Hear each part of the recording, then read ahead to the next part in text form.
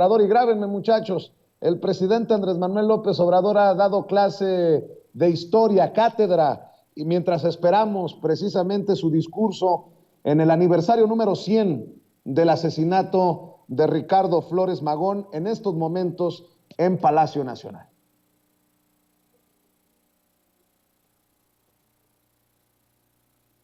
Ricardo. En realidad, ¿se encuentra el maestro? siempre, Sí. ¿Perdón? Te escucho, Ricardo. Sí, ha dado una clase el presidente López Obrador, como siempre lo hace durante su conferencia mañanera, y bueno, qué mejor día para recordar al tocayo Ricardo Flores Magón. Es el año de Ricardo Flores Magón, simple y sencillamente, y bueno, mucho se ha hablado acerca del gusto que tiene el presidente López Obrador sobre Francisco y Madero, pero tiene también una gran admiración por Ricardo Flores Magón, y fíjate que son personajes antípodas. Estaba yo escuchando con muchísima atención lo que decía Armando Bartra, y bueno, los pocos historiadores realmente serios que se ocupan de la figura del fundador del periódico Regeneración, no Regeneración, sino el Regeneración decimonónico, y pues bueno, para nadie es un secreto que durante muchos años Madero y Ricardo fueron compañeros de ruta en la oposición a la dictadura de Porfirio Díaz, así lo ha dicho el propio presidente López Obrador, pero la evolución del Partido Liberal Mexicano, que es algo que hay que seguir con mucha atención, pues bueno, terminó por distanciar a ambos personajes hasta su ruptura definitiva. Esto también lo han comentado pocos historiadores, pero sería la más de importante que así se hiciera. López Obrador hoy estuvo hablando de varios personajes en la historia de México. Es algo que no vamos a encontrar en los libros de Enrique Krauss, en los libros de Héctor Aguilar Camín, de nadie de estos sujetos. Aquí vale muchísimo la pena hacer un alto y un énfasis en la figura de Ricardo Flores Magón, este personaje de bigotes atusados que decía que un anarquista no tiene ídolos. Sí, Ricardo Flores Magón fue un anarquista, y fíjate que hay algo que a mí me ha llamado muchísimo la atención, y al rato lo vamos a subir al portal de Paralelo 24, si lo quieren leer, ojalá que sí, que es justamente la propuesta que le hace Francisco y Madero a Ricardo Flores Magón, que es la vicepresidencia de este país. Sí, Ricardo Flores Magón recibió la invitación de parte del propio Francisco y Madero para ser vicepresidente de este país, y Ricardo lo desdeñó. Y ocurrió exactamente, porque nos gustan los datos duros, el día 11 de febrero de 1911, cuando Juan Saravia, acompañado del mayor de los Flores Magón, Jesús Flores Magón, le hicieron esta propuesta a Ricardo, y Ricardo la desdeñó. ¿Por qué? Porque también vale muchísimo la pena de reflexionar sobre esta relación. A Ricardo Flores Magón, Francisco y Madero siempre le pareció un personaje emperifollado, una especie de político fifí, y que hay que recordar, Madero estudió en Francia, estudió en Versalles, estudió en la Escuela de Altos Estudios Comerciales de París, y bueno, estudió en Berkeley, nada más ni nada menos. Es algo que no se ha querido mencionar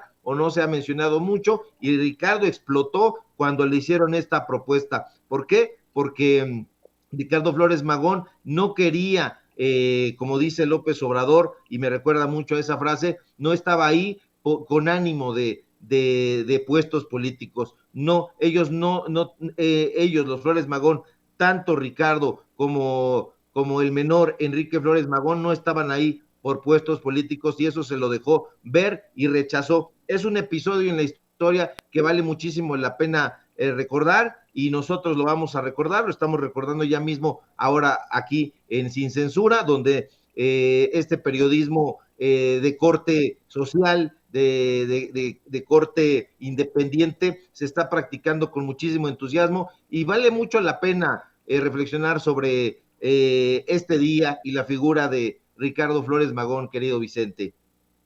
Así es. Si me permites, ¿por qué no a ver y escuchar lo que está ocurriendo en este evento para cerrar?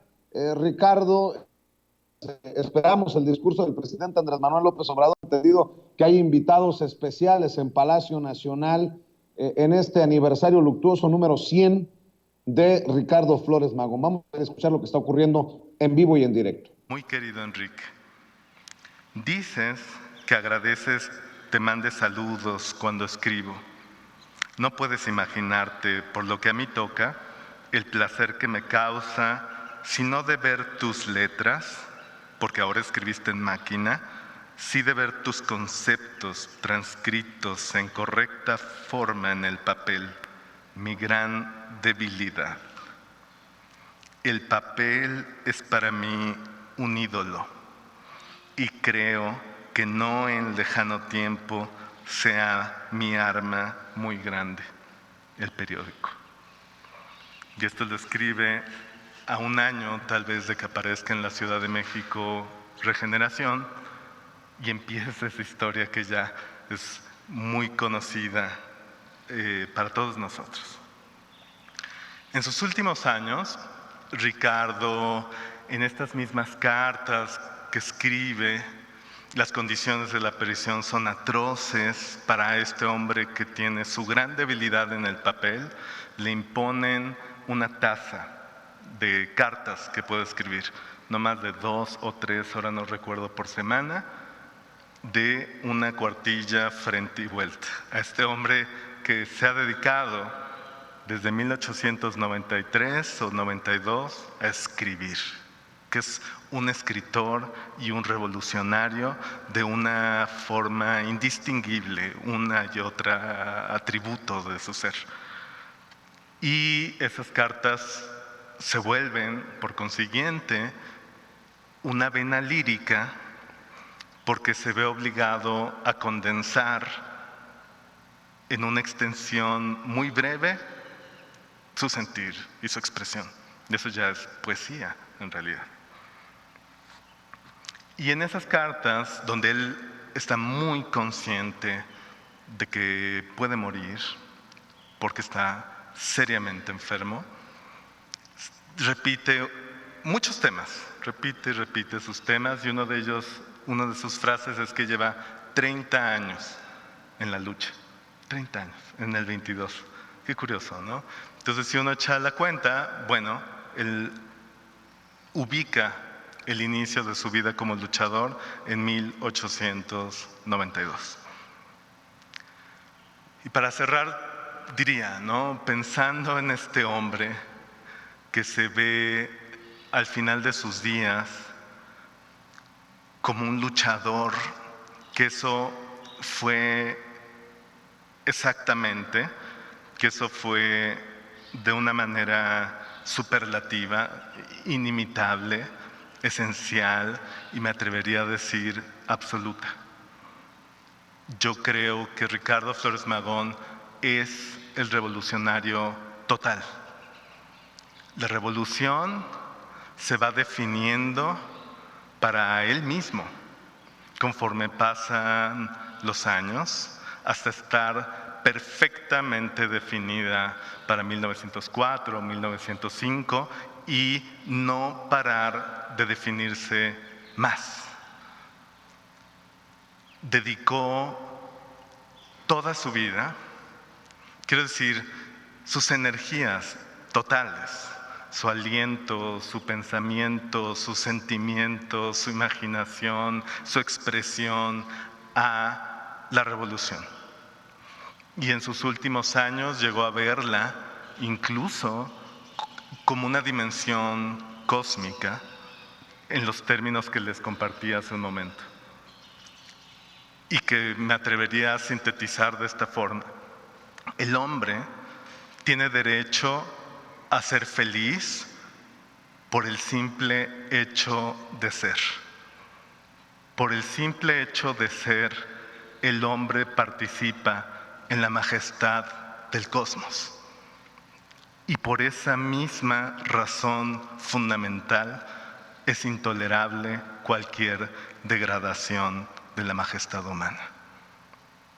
Por eso me parece enorme que hoy lo estemos celebrando a 100 años de su muerte, y también agradezco que su forma de lucha, o una de sus formas de lucha, fuera la escritura, porque podemos regresar a él siempre. tenemos torrentes de escritura suya para animar y para retornar mucho tiempo. Los animo a leer a Ricardo y nuevamente agradezco la oportunidad de compartir esto con todos ustedes. Muchas gracias, presidente.